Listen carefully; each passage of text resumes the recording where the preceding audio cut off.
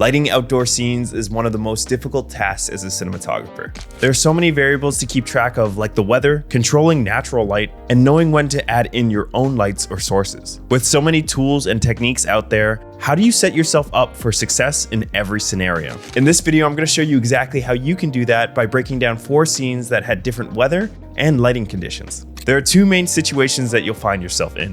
1, where the weather sucks and it's about to rain or overcast, and 2, when you're working with harsh direct sunlight. To achieve something that is considered cinematic in these situations is hard due to the lack of contrast. In a scenario where you're dealing with overcasts, the best practice is to add in your own direct light sources and control the ambient natural light with white or black material. And if we're talking about the opposite, where you don't have any control over the sun, it's all about talent positioning and time of day. Let's dive into some examples so I can show you exactly how you can do this. The first scene that I want to start off with is one of the most common situations that you'll find yourself in. You basically plan this shoot that you're going to be shooting outside, and the situation is that it's overcast. And to a lot of people, even when I started, I thought overcast was the best because it gives you basically very soft light, but the light is unfortunately coming from everywhere, so you start lacking contrast. This is great for beauty work, but in this commercial, this is supposed to be narrative. It's supposed to be very natural, and we're telling a story. And this story here is these 2 enjoying a bike ride and then basically going on a date. So we shot this on the Sony Venice, and this was and every shot you kind of see here, so I'm just gonna only cover this once. And then because I'm dealing with a daylight scene, and this is supposed to feel very natural, I'm going to be shooting at a white balance of 5600 Kelvin. The ISO for this was setting at its lowest base, so this is like a 500, and this is EI, but I'll just write it as ISO, because that's what everybody is familiar with. And then I was using the internal ND. I don't know what I had that rated on, but I was using the DZO, and these were the R-list primes. And we got these early to access, and we're using the set for the entire shoot. But I was using a 40 mil for this. But in situations like this, where I'm trying to get multiple shots as well as coverage, this is a montage commercial, so we had to move pretty fast because we only had about an hour to cover the scene, and we had to basically have 3 mini scenes inside of this. So it was very fast moving. So what I like to do is shoot on a focal length that gives me a very natural face. So the most common focal length to make people look normal, basically, the best flattering, is around a 50. But I was shooting a scene where I wanted to be a little bit more dynamic and a little bit more mobile. And I love the 40 millimeter focal length because it just gives you something that is very interesting. It doesn't feel like a 50, it doesn't feel like a 35.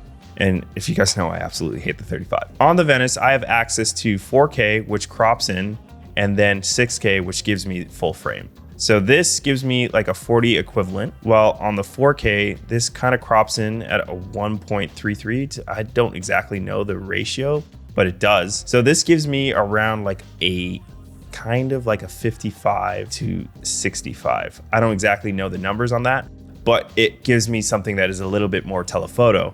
And for this wide shot here, that's exactly what I shot at. This is a very versatile way to shoot because I knew the deliverables of this project were going to be 4K, 16:9, so I didn't have a problem and I didn't need 6K. We just like to shoot everything at the max resolution, but in situations like this where I'm kind of switching back and forth and I don't want to do a lens change, this is what I do. So when I shoot at a telephoto and I step back far enough, it gives me something that I like to call as a telephoto wide because it gives me that nice compression.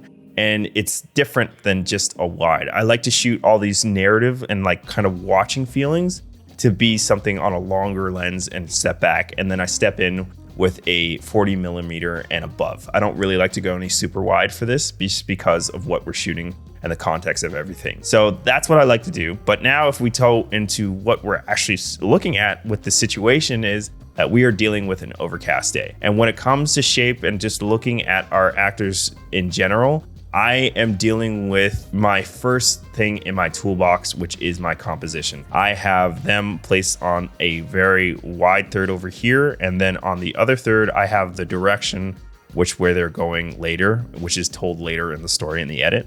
But basically, they're going to be walking over there. But I am just using that as my first toolbox to build an interesting frame.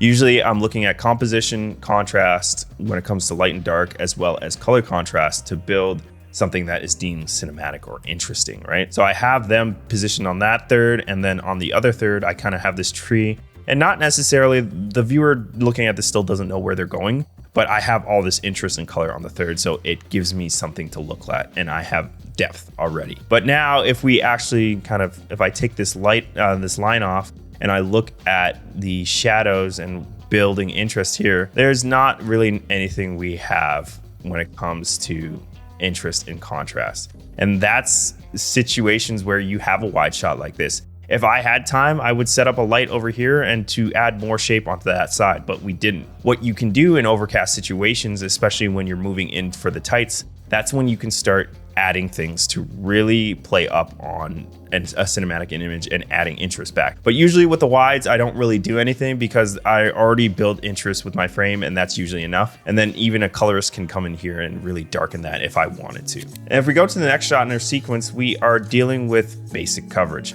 And in this case, I am shooting back on 6K on the 40mm to give me something that's a little bit nicer to look at. You could use either or, and you could just back up in any situation. They're basically having conversation, and I'm gonna do cross coverage here. But what you can see if we kind of bounce back to the wide is that he doesn't have a lot of contrast on his face, but magically when we go to the tight, he does. And this was just simply walking in a floppy. So I have on the right side of him, which is considered our camera side, a floppy that somebody is just hand bombing for this scene, because this was literally a 30-second shot of me going back and forth between the cross coverage. So if we kind of look at our situation here, we have our female talent here, and then we have our male talent here. I'm going to shoot this way because this is my shooting direction and is going to give me the most interest in the background. And then we already established that in our wide shot already, we're going to be shooting in this direction. And then if I switch over to my female talent, I'm gonna have that as well. And because I'm on camera side here, the big question is like, where do you put your black card? Where do you put your white card to build that contrast? You're trying to always shoot on the shadow side, and this is something that we preach.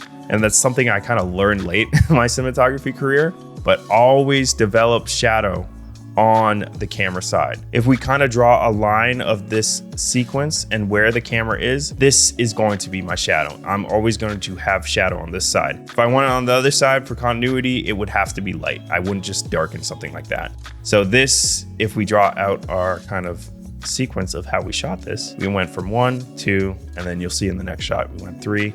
And then I'm always going to maintain shadow on this side. And that's just one of the basic rules when it comes to creating interest. But you can see that shadow come in here and really even out the rest of his jaw and the rest of his body. But then just because we're dealing with a light source that is so soft, which is all this ambient lighter that is just coming in, we get a nice highlight on the forehead. And when we don't have that black card, I could even wrap this even more with a white card on this side and just as a bounce board, and this would lift his face and probably add a catch light here, but we just didn't have time for that. And then because we're just dealing with so much, we already have a natural hair light and something that's popping him out from the background. When you're working with overcast skies, you're going to get soft ambient light.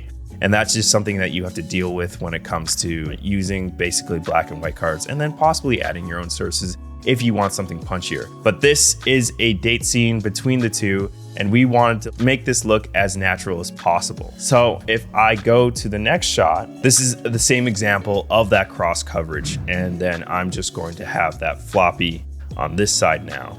But we can see how this is giving us a perfect lighting setup with the light side here, highlight on the hair, as well as some hair light there, and then just lighting the other side of her body. We get a nice soft triangle of Rembrandt lighting, and that is just due to all that soft light. And this is my just general practice when I have an overcast day like this. The next scene that we're gonna be looking at is kind of a funny one because we had a whole half day dedicated to shoot the amenities and more specifically shooting this pool. But out of all the days about this 4-day production, this was the day that it was super windy and it was raining and we're working on a rooftop pool. So this was supposed to be basically the sun was coming up. This was going to give us a beautiful sunrise. We planned everything in the location scout and even the tech scout. And then when it came to the day, the weather wasn't just cooperating with us, and we couldn't really replan another day because it would cost so much. So we kind of had to pivot and really work on our feet.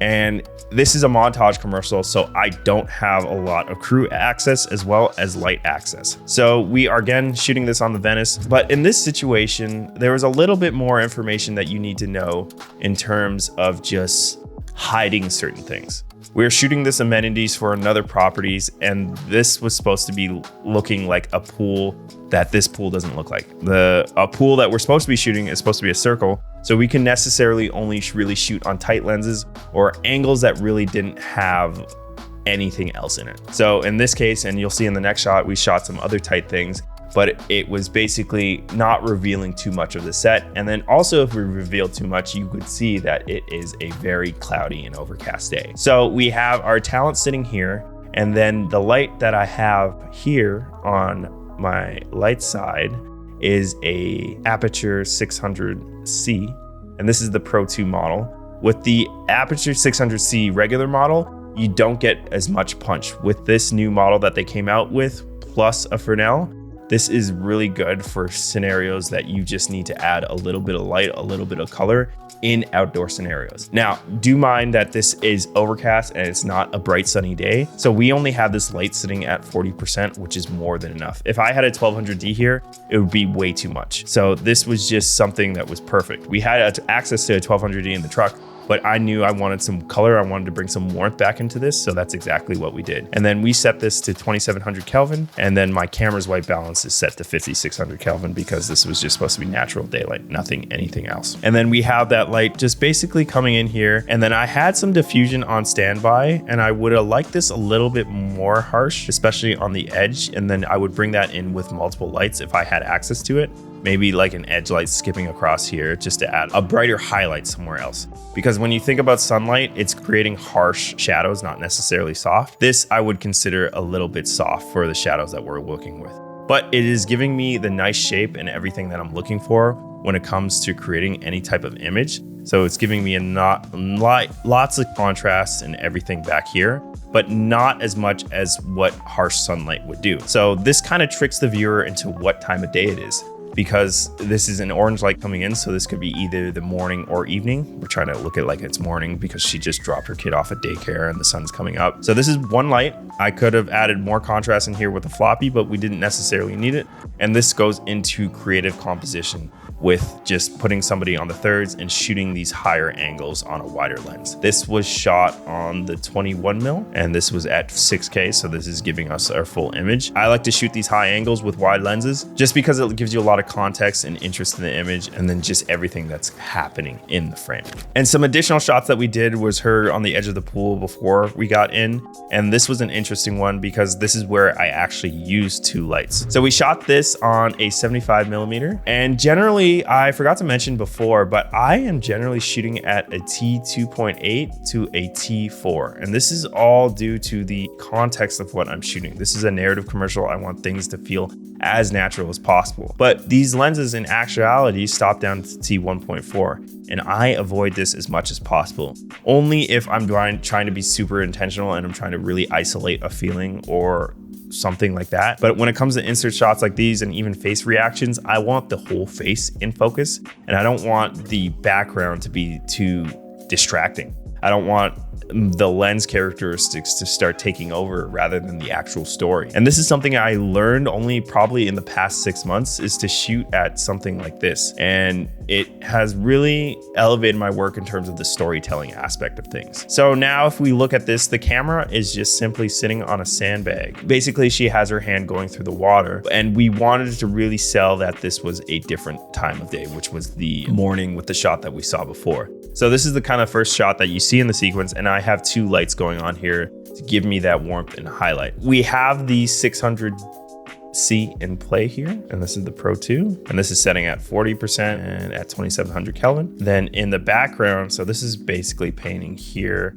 It's adding a little bit of warmth to the water, but not much, just to do that gray color. But it's mainly painting her hand and giving us some highlights right here on her nails, and then some of the edges of the water. But this highlight is coming from another light, which is one of my favorite lights to use. It's kind of way off in the back. It's literally right above frame right there. And this is the Nan light 6dB with the projector. And then we kind of had it angled upside down on a C-stand arm to really skip it across the water to give us this highlight that we have here. So this is sitting at 100% because it's such a low power light, but with the projector, it gives you a little bit of a punch. And this is setting at 2700 Kelvin again to give us that warmth and give us that highlight. We had to really play with this a lot to get the correct positioning where we didn't flare the lens too much. We got it just on the water, as well as not even seeing it in shot. So that's just something that we had to play with. This is what I like doing when trying to emulate sun or trying to get different feelings when it comes to sunlight. If you stand outside and look at sunlight during the morning, during midday, or during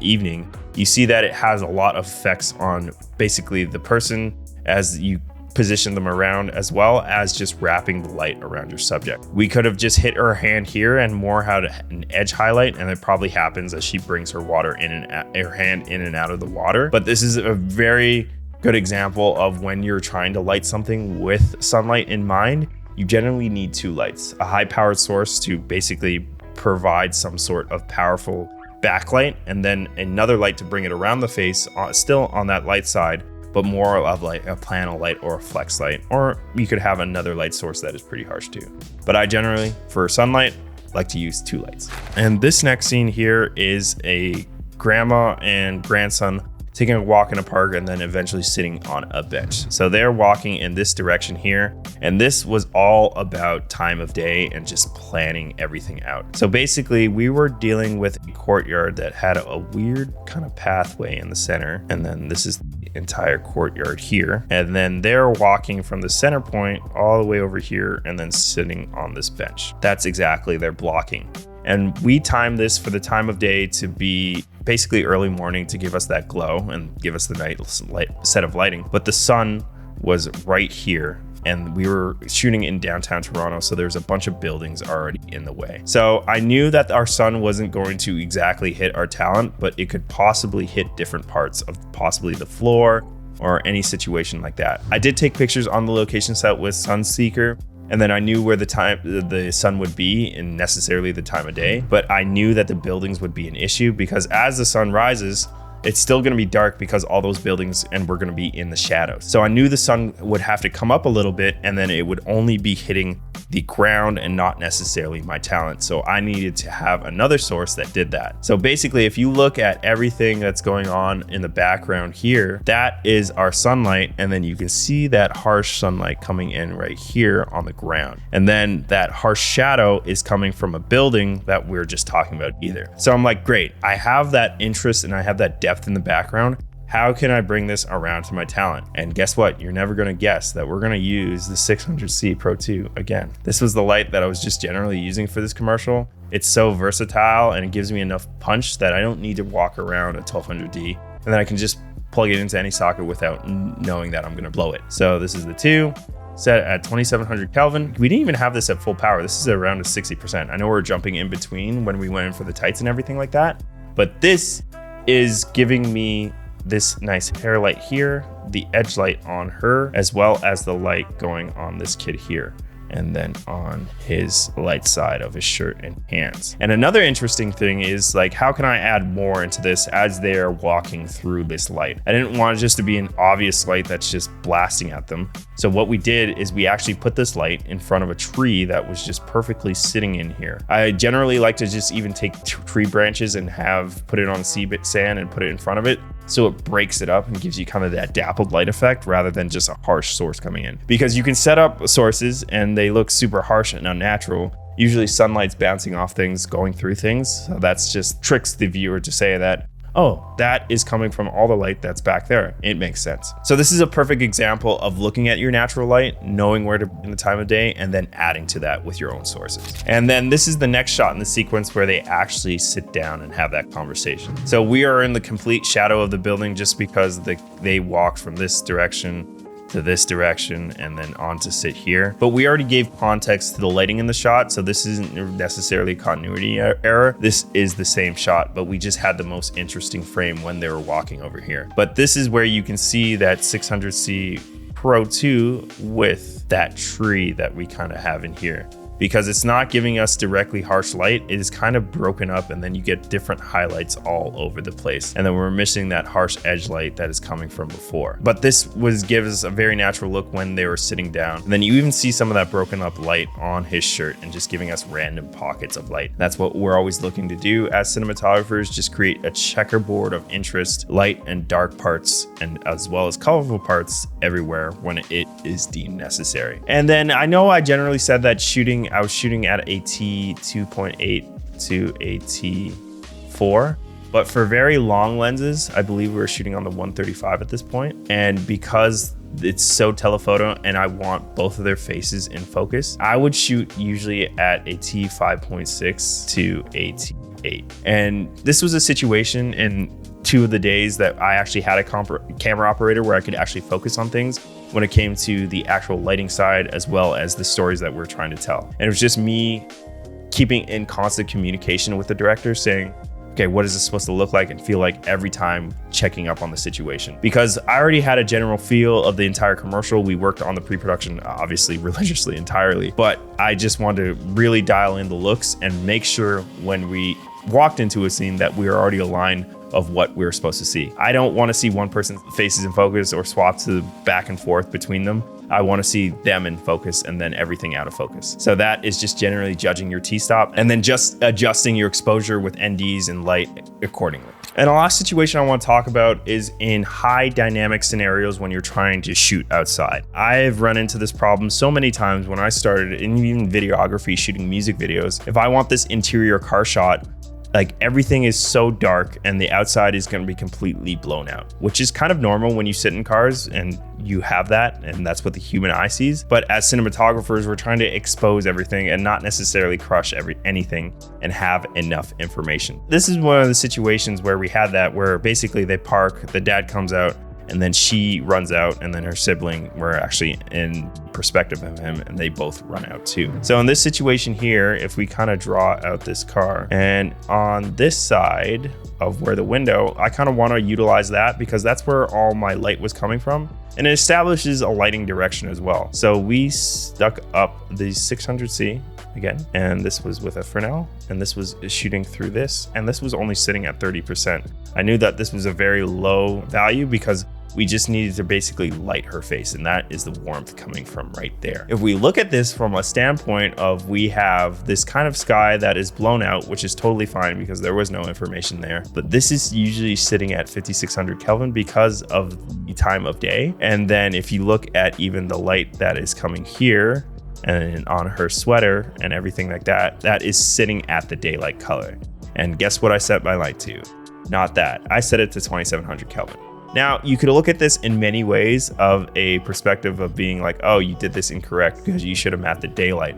But I knew that this was just going to bring up the levels in her face and not necessarily the color. And I wanted to bring up the color in this as well. I didn't necessarily want to emulate that this was a sunrise and we have sun blasting through here and completely change our lighting direction, but I wanted to warm up the face and bring some color back into there. And that's why I made that decision. You could go back and I could easily fix this in post too and have the colors change the color there, but it was just something that I made the decision on. And in addition to that, I actually had my gaffer kind of Hollywood a tube right here, and this was bouncing into the ceiling, and this was set at 100%. But what we had to do is kind of feather it off, and what I mean by that is taking the tube and rotating it so it's not blasting directly up into the ceiling, but kind of off and then bouncing back into it. Because if I just set it to a percentage value, it kind of is hard to do it. And I just like to set it to its max position and then tell my gaffer or even me, I'll rotate it. And it's just a lot easier than adjusting values and then putting it back in, especially with Titan tubes. The interface is kind of very annoying to use. So that's what I like to do in those situations. And for this, we're dealing with a car shot that was super wide. So this was shot on the 14mm and this was shot at 8:8. So this kind of gives you that context of everything that we're shooting. And this is a continuation on the sequence. Basically, they both run out of the car and then they're playing on the sidewalk and just enjoying each other's time. Now, this is something that was very interesting because we're like, oh, we had a lighting plan and everything, but this was kind of a luck of the draw because I started to see, as well as Jason, we started to see that the sun was actually reflecting off a bunch of buildings. So if I draw here, that's where my talent is, and then this is where the camera is sitting. The sun is over here, and we are sitting behind a big building that is developing a harsh shadow down here. But as the sun was coming up, it was reflecting off another building over here, which had a bunch of just glass reflective panels, and this was bouncing the sun directly at this spot here. So we positioned our talent right there, because when we did our location scout, we knew that they were just going to play right outside the car and we didn't really want to move them anywhere else. But we were like, how can we effectively light this, because we don't necessarily know the sun is. This was the same courtyard that we're shooting the grandma and grandson in. So we wanted to shoot in a completely different direction. So the grandma and grandson scene was actually happening over here, and we already shot that, but I'm like, we can't shoot that because it's going to reveal too much, and obviously we're on the same exact location, and this is kind of lame when you're trying to tell a montage commercial. Those are my restrictions as a cinematographer, but now I'm obviously trying to backlight the situation. And this was just literally luck of the draw and time of the day. I could easily put a light source here, no problem, but this would not give me the exact look that is happening here. The entire sidewalk is lit up by the sun that is rising. And this probably is sitting at a 3200 to 4000 white balance. I wouldn't have to call it, but it's pretty warm. If I had to do this in a situation, I'd probably have to set up an M40, block off the street, get a whole crew in, and this would probably cost more the entire budget than the day to actually achieve a shot like this. So this is about timing. This is about knowing, not necessarily, I didn't have a plan for this because we couldn't have planned this in pre-production.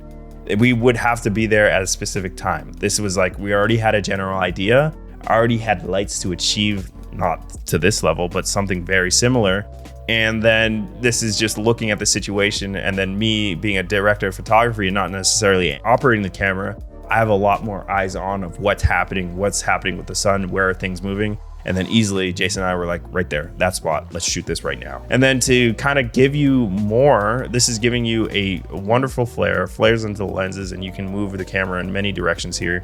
And basically you're gonna get a great looking shot. And just because the sidewalk was so light, we didn't need any reflectors, we didn't need any bounces, we didn't actually need any negs. We like the level of contrast here. You can even consider this a little flat, but I'm looking at the contrast ratio by the back of his hair to his skin here. I'm not necessarily looking at the shadow side of him to add more contrast here, because I have this sun blasting in here and it is giving me a light and airy feel. I'm gonna have that same look on my subject's face. Again, we could easily bought a bounce in here to get a catch light, but I feel like that would be super unnatural. And we're going with the essence of what this commercial meant, which was natural. And then when we go into any scene, when you go into shooting any project, always ask yourself, what are you shooting? What is this supposed to feel like? And it helps you really align in every scenario, and then walking into these situations where you have to deal with the natural light as well as augment it to work for your project.